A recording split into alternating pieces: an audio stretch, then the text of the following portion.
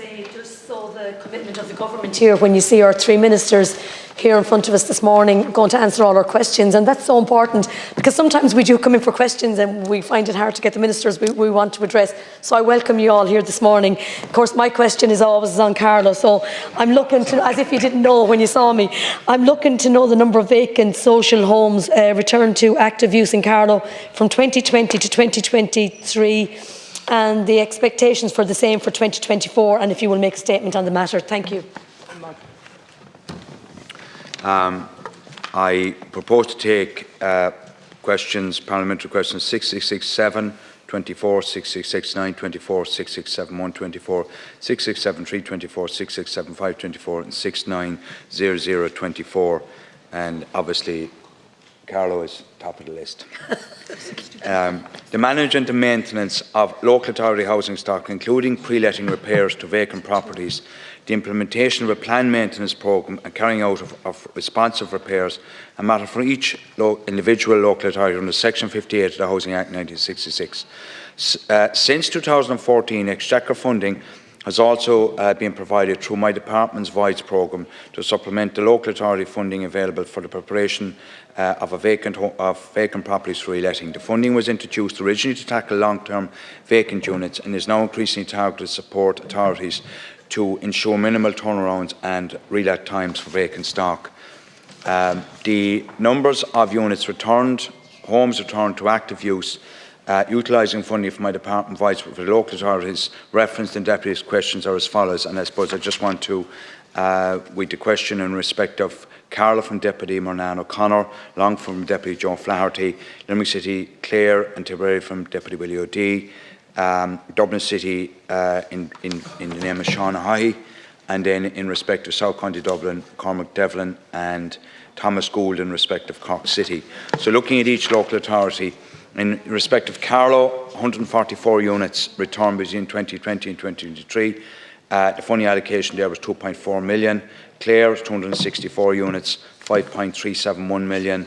Cork City, 644 units, 10.09 million. Dublin City Council, 1,837, 31.2 million. Dún Laoghaire Rathdown, 250 units, 3.829 million. I'm speaking here between 2020 and 2023, that period. Limerick, 253 units, 6.858 million. Longford, 195 units, 5.087. South Dublin County, 663 units, 8.712 million. And Tipperary, 472 units, 8.19 million. Budget 2024 has provided 31 million into the overall programme this year, and funding allocations under planned maintenance Voids will be announced in due course. Notwithstanding the Voids funding being provided by our department, local authorities have a responsibility to provide adequate housing maintenance budget 2024, and this parallel work by local authorities is essential for the development of a planned maintenance approach, which is the key objective under Housing for All. To that end, our department and the local authorities are continuing to transition from a largely responsive and Voids-based approach to housing stock management and maintenance to a planned maintenance approach as referenced in Housing for All Policy Objective 20.6. This will require the completion of stock condition surveys by all local authorities and the subsequent development of strategies and informed work programmes in response, really to basically have the maximum number of units at all times in use for people in terms of housing in respective local authorities. Thank you, Minister. And I know this year alone in Carlow, while I welcome the 144 since 2020 to 2023, I know this year in Carlow there was 33 properties that have got the funding and are really important to us. And I do welcome, by the way, which I believe has played a huge part in this, is the 50,000 for a vacant property, which is really good. That has really been really positive for us. And the 70,000 which has been given to derelict properties. These have been huge game changers. I firmly believe that myself. So I think all these grants and all these properties that are now being done up are so important, and I welcome that. I just want to ask about, we at the moment under the URDF have On Barrack Street, Carlow, we are tackling, there's houses there going to be built, but they're under the URDF, which is in our town centre. I can't get these are vacant properties and they're going to be social housing, but I can't get a timescale on it. And I'm just wondering, is there any way that you could come back to me with a timescale on that? Because the amount of people that are ringing the office is so important. But this is really a good scheme. And I actually, talking to people, talking to couples coming in or people that are looking for properties, it really has been really welcome. Thank you. Before the Minister comes in, you're in this grouping, are you, for Sean Hawley or no? Thanks very much, Deputy Murnane-O'Connor and Deputy McAuliffe. Deputy Murnane-O'Connor certainly will take up that on the URDF funding in Barrack Street. We very much want to see the centres in terms of places like Carlow very much coming back into use for people to live in. By way of, I suppose, of being assistance to the deputies, looking at 2023 itself, and I suppose the comment on in terms of getting to that plan-led maintenance approach, right? So if you look at Carlow, you're correct, 33 units brought back into use.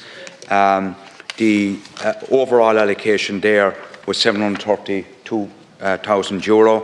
That was a large additional allocation. Initially 430, got an additional €300,000, which is a significant upturn, roughly about an average of about 22,000 costs per unit.